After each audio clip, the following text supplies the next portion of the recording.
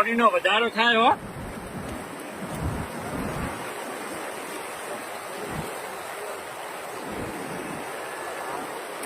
Dhandhra rail નદીમાં ફૂલ બે કાંઠે વહેતી થઈ ગઈ છે.